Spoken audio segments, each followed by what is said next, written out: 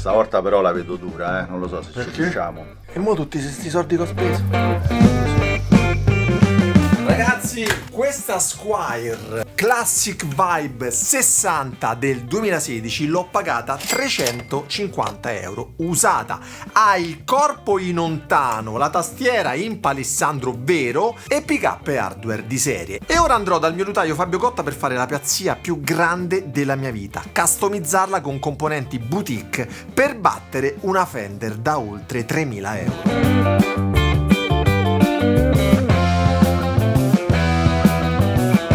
Ragazzi, oggi vi faccio vedere la cosa più bella di Roma. Esattamente, una Squier da 350 euro modificata con elettronica e pick-up Lollar, meccaniche Goto e un ponte rivoluzionario che voi non avete mai visto e che viene 2 volte il costo di questa chitarra. Noi oggi sfidiamo la Fender con una chitarra che il 95% dei chitarristi considererebbe di secondo livello e la trasformeremo sotto i vostri occhi per arrivare forse anche superare la Fender nel suono, nella sensazione, nella dinamica. E prima che Fabio finisca di montare l'ultimo strap lock saprete esattamente dove sta il valore di una chitarra e non è sulla paletta. Andiamo da Fabio! Ragazzi, questa Squier Classic Vibe 60 prima serie made in Cina è un punto di partenza perfetto per avvicinarsi ad una Fender Ultra Lux Vintage 60, un gradino sotto le custom shop ad un prezzo di circa 3.300 euro con custodia. Una chitarra da legni standard, corpo in alder e manico in acero e tastiera in palissandro, quindi diciamo dei legni validi. Sì. Oddio, mi viene la parola. Insomma, i legni base per una bella chitarra elettrica. Rimane sempre il dubbio di che tipo di palissandro c'è. Qua per esempio ci sono 2 tipi di palissandro indiano. Quella che vediamo montata qui, se andiamo a vedere i pori, corrispondono coi pori del palissandro, quindi potrebbe anche essere un vero palissandro indiano. Da qui inizia il nostro piano. Ogni euro investito ha un solo obiettivo: rendere questa Squier uguale o superiore in termini di suono, sensazione, dinamica e affidabilità. Andiamo a vedere cosa abbiamo comprato, ma prima vi ricordo che trovate tutti i link in descrizione. Eccola, caffè di qualità, ottimo. Ottimo, vai, non è pubblicità, ragazzi. Eccolo qua. Metrem, meccaniche, pick up, e qua l'altro pick up. Quando ho comprato questa Squier ho notato che il capotasto era già stato sostituito. Sembra osso, ma la certezza ce la può dare soltanto la prova odore. Basta infatti scartavetrarlo in maniera leggera e odorarlo. È osso. È osso? Yes. Grande. Puzza d'osso. Perfetto. Se vi ricordate il video sulla mia nuova Telecaster, la Blackie, ho montato elettronica e pick-up Lollar, una ditta americana che da 30 anni costruisce dei pick-up pazzeschi. Questo che abbiamo montato è il kit Lollar Special Blonde con 2 pick-up vintage blonde in alnico 2 per manico e centrale.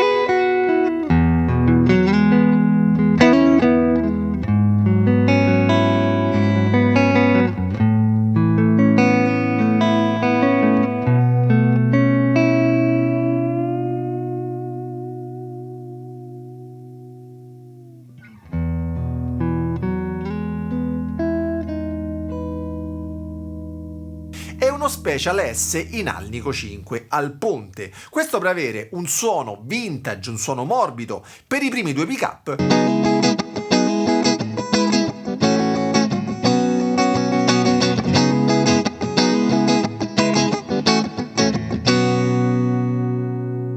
E una spinta maggiore per il pick-up al ponte.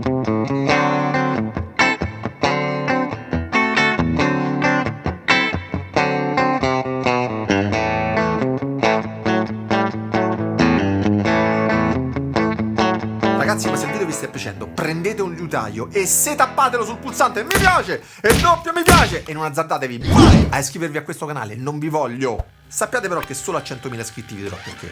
Non dovete iscrivervi al canale. Mai! Tutta l'elettronica viene fornita da Lollar in un kit precablato a 5 posizioni con dei potenziometri custom e condensatore Bumblebee in carta e olio. Al posto di controllo di tono al ponte c'è il cosiddetto blender. In pratica permette di inserire i pick-up al manico e al ponte insieme, semplicemente girando il potenziometro in senso antiorario. Ovviamente il primo controllo di tono interviene su tutti e 3 i pick-up.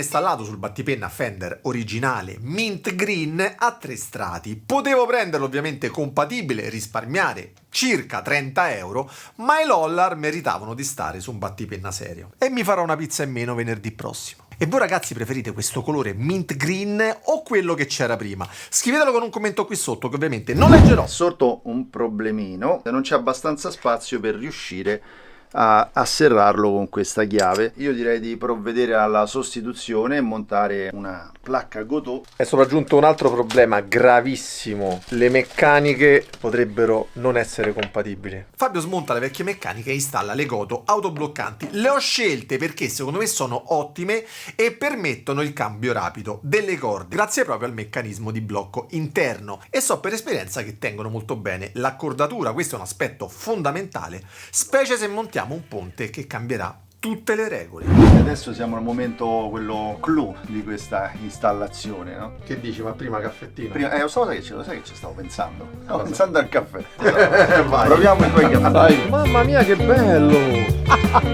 Si era dato. Spettacolare. Ragazzi, succede anche questo. Il Maytrem arriva dalla Svizzera in una scatola abbastanza pesante e il motivo è semplice: dentro ci sono tutti i componenti e gli strumenti per l'installazione e il setup. Questo è il modello Maytrem R, la versione replacement, progettata proprio per inserirsi al posto di un ponte già esistente. Il ponte è diviso in 2 parti, una fissa che va avvitata sul legno del body e una mobile che si incastra al suo interno e che permette l'oscillazione della leva del tremolo. Ha delle, diciamo così, delle particolarità che vanno rispettate. Fabio smonta il manico perché la procedura prevede di inserire uno o più spessori. Dato l'ingombro di questo ponte, no, in altezza, che rispetto allo standard delle Stratocaster è molto più alto, c'è bisogno di inserire uno spessore all'interno dell'innesto manico per far sì che le corde poi si avvicinino alla tastiera. Attenzione, non è un passaggio immediato, ma dopo qualche tentativo troviamo lo spessore giusto e tutto è pronto per il setup. E questa ragazzi è la parte che cambia tutto. Il Maytrem infatti combina un ponte fisso con 2 meccanismi separati per il movimento in su e in giù. Questo significa che ad esempio quando appoggi la mano sul ponte per il palm muting non scendi di intonazione perché questa parte è fissa, a differenza invece di un ponte Fender standard o un Floyd Rose dove la pressione della mano potrebbe spingere le molle e cambiare l'intonazione.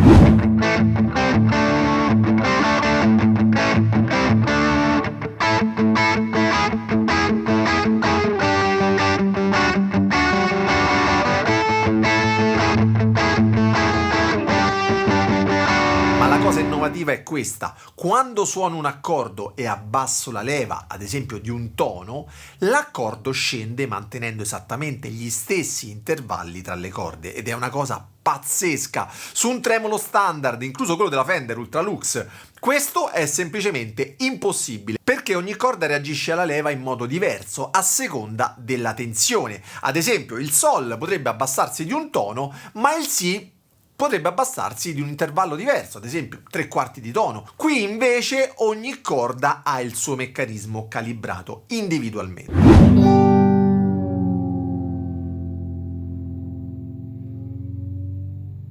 Poi c'è la funzione simile al cosiddetto B-Bender. Fabio infatti regola il Maytrem in modo che solo le corde Si, Sol e Re salgano di intonazione quando alziamo la leva, mentre le altre restano ferme. E adesso facciamo un passaggio differente rispetto alle altre corde per avere l'effetto pitch up.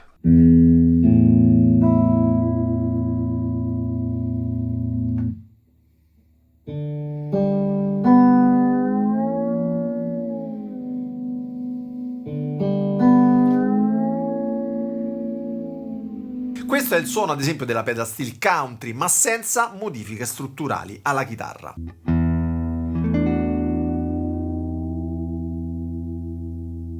E tutto questo avviene semplicemente in base a come fate passare le corde. La cosa interessante è che possiamo decidere corda per corda quanto deve scendere, quindi questo qua apre delle idee creative incredibili. e una volta capito potete riconfigurare il ponte in maniera completamente diversa. Ad esempio, puoi fare in modo che si alzi solo la seconda corda, come il cosiddetto B-bender originale che prevedeva uno scasso, insomma tutta una procedura che andava a modificare in maniera pesante la chitarra, oppure una cosa ancora più incredibile che prima o poi voglio provare: abbassando la leva puoi far scendere alcune corde e contemporaneamente alzarne altre, una cosa pazzesca. Ora l'ultima cosa, leviamo la molla centrale perché è un po' duro. Non è stata proprio una passeggiata, però alla fine ce l'ho fatta e devo dire che insomma dà delle soddisfazioni. E qui ragazzi voglio spezzare una lancia in favore di Fabio Cotta, perché quando lo vedi in azione capisci la sua professionalità. Se avete un po' di manualità ci potete riuscire anche voi, basta seguire i passaggi per non sbagliarsi. Nel dubbio però affidatevi sempre a un professionista.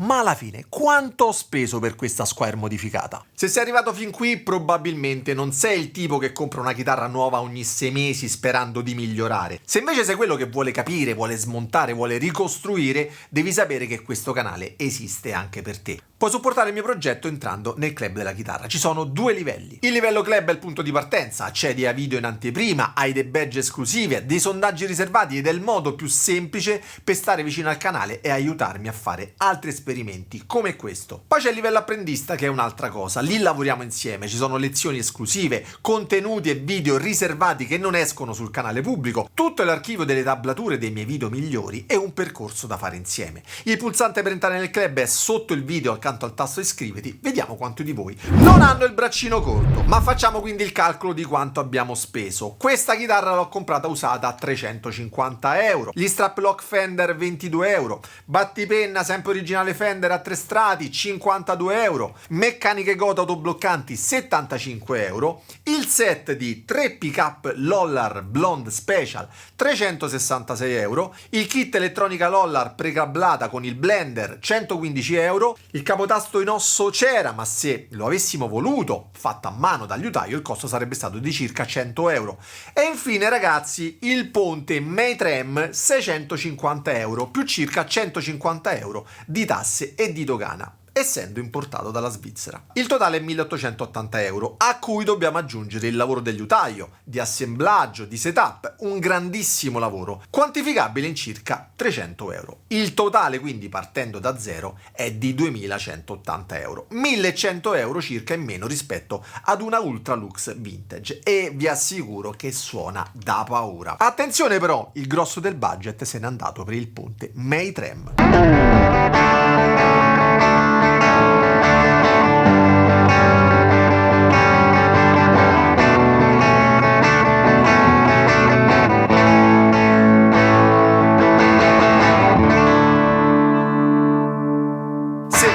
Normale ve la cavate con circa 150 euro di spesa per un totale di 1530 euro, inclusa la chitarra, meno della metà della Ultralux Vintage. E se già avete una Squier con dei legni buoni come questa, allora ve la cavate con 1180 euro di spesa, circa un terzo rispetto al top di gamma Fender. Se poi il lavoro ve lo fate da soli, spendete un quarto, circa 880 euro. E avete una Squier con componenti top in grado di competere con delle Fender originali, perché il valore, ricordatelo, non sta nel logo sulla paletta.